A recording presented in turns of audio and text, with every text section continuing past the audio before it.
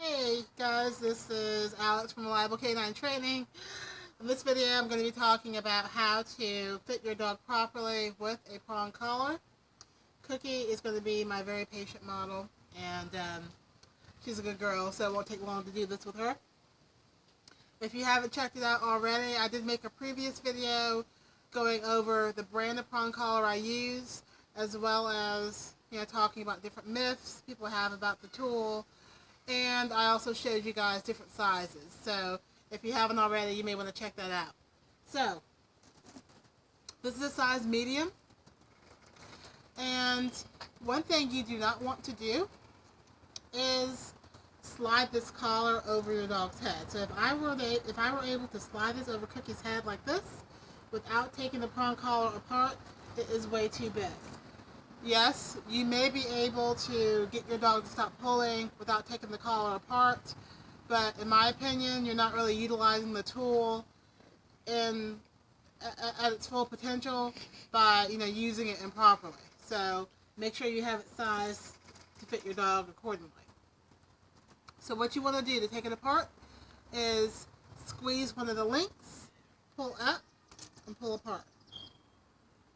To put it back together, you squeeze a link, line it up with the holes, push down, and that's how it goes back together. So, when you put the prong collar on your dog, take it apart, as I showed you, and you want to make sure you're coming up underneath the dog's jawline. Again, squeeze the links, line everything up, and push it right back down. And what I like to do is have the prongs underneath the dog's neck. Some people like to turn the prongs on the side of the neck. It depends on your preference and what you're doing. But for this example here, I'm just going to turn the prongs underneath her neck. As you can see, they are right there. And I could probably take one more link out just to get a snugger fit, but this is pretty good for her. There are two rings on your prong collar. The swivel ring right here is called the D ring. That's where you put your leash. The ring that's up against the dog's neck is the O ring. What you don't want to do, and I see people do this a lot, is attach your prong collar, attach your leash to the O ring, or put the D ring and the O ring together and then put the leash on. Because what's going to happen is you're not going to be able to get the proper mechanism, and your prong collar is not going to be able to engage. So if I have the leash connected correctly, you can see that I'm able to actually engage the collar. If your dog is a flight risk, meaning if they will take off on you at any chance,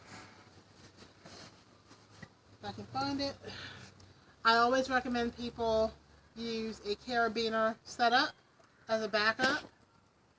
You need to have a flat buckle collar on your dog. So your prong collar is at the top of the neck, flat buckle collar is next. What you need to do is attach your carabiner to the O-ring.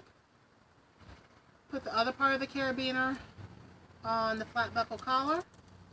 And let's just say something crazy happens, you're out walking with your dog and collar pops off like this.